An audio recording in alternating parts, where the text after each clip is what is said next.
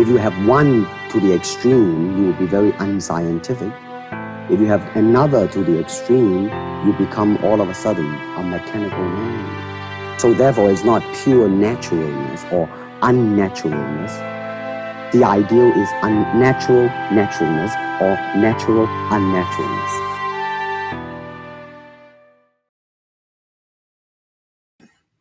Hey guys, welcome to the Natural and Unnatural podcast. I'm Jacob, and before we start the episode, I just wanted to kind of explain, why I started this podcast and what made me discuss certain topics. So I started this podcast because, I have another podcast called What's in the Briefcase with two of my friends, and I love doing that podcast. It's a really fun thing I do, and we talk about a lot of things, and we talk about a lot of topics like movies and discussion topics that are great. But I feel like there's topics that I want to discuss also that may not go onto the What's in the Briefcase podcast. So this podcast is sort of just me discussing things that may not go onto that podcast, things like existentialism, perception, which is what we're talking about today, and things of that nature. So I'm just really excited to start this podcast, and thanks for listening. So sit back and enjoy the episode.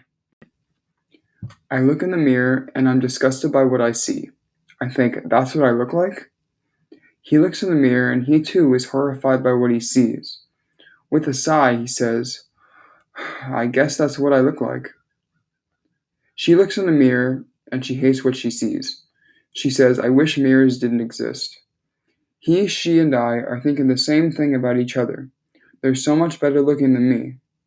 Beauty is up to you, and the horrid thing you think you see in the mirror may not be what others see. So I wrote that poem for this podcast, and the reason I wrote it is because, I see myself in the mirror and I think, I'm not that great looking. I don't love how I look, and I'm sure a lot of people feel the same way. So, and then there's people that I know who are saying, oh, you're better looking than me, and I don't believe that. So everyone has a different opinion and a different perspective, and I thought it would be a really interesting topic to talk about. And one quote that comes to mind is by William James, and he says, thoughts become perception. Perception becomes reality. Alter your thoughts, alter your reality. So to me, that quote means that if you change how you think about yourself, how you think about others, you can change your reality. So your thoughts are reality.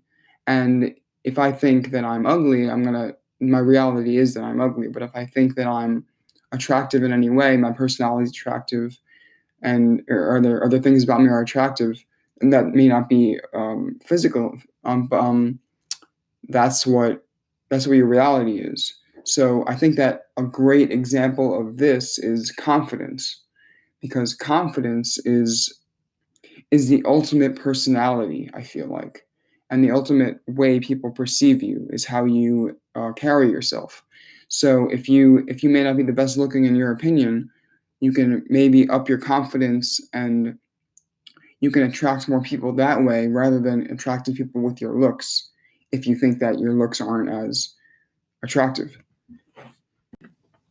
And this quote also relates to perceiving others, because if you see someone and you think, well, they're not that attractive to me, that's fine. You're welcome to think that. But if you get to know them maybe and their personality is very attractive, then I feel like you can maybe like them in that way rather than liking them for their looks. And this has a lot to do with personality versus looks, the conversation that people have about relationships, because everyone has been asked probably, what do you prefer, personality or looks? And they all say personality. Most of them say personality. So I think that if you up your confidence and you carry yourself in a way that attracts people to you, you can kind of omit your looks if you feel like you don't look good enough to carry yourself by your looks.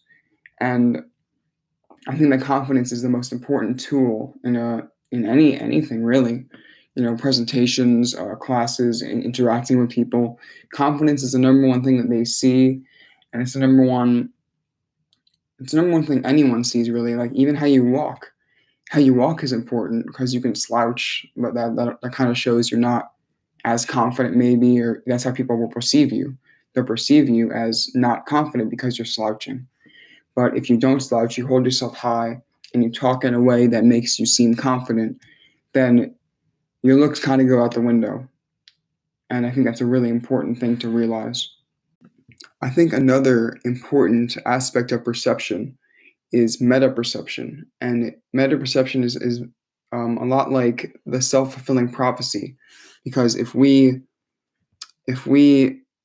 imagine that people perceive us as quiet and shy, or not nice, we're going to act that way probably. And same thing with a loving family member. If we're around that loving family member, we're going to feel needed and wanted because we imagine our family member sees us as loving, or someone they want to be around. So I think this also has to do a lot with positive affirmations. A lot of people think it's just BS, positive affirmations, which is just telling yourself over and over that you can do things that may be impossible or attainable, but things that you're basically just repeating over and over. I can do it. I can do it. And it's like the little engine that could. You just keep going, keep saying it, and then eventually, it's like the laws of attraction. It happens.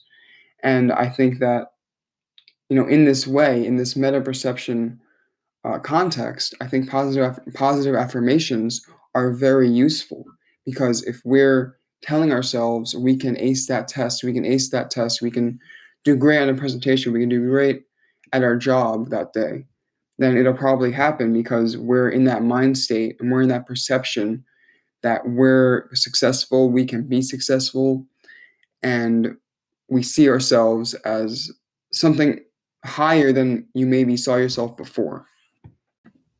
I'm using some points from an article by Brianna Wiest. I hope I'm saying that right, on medium.com.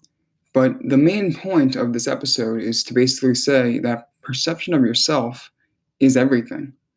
Because the way you carry yourself, the way you're confident or non-confident really matters in relationships, in your life, and how you conduct yourself in everything really. And reading these articles to prepare for this episode really showed me that mindset's everything.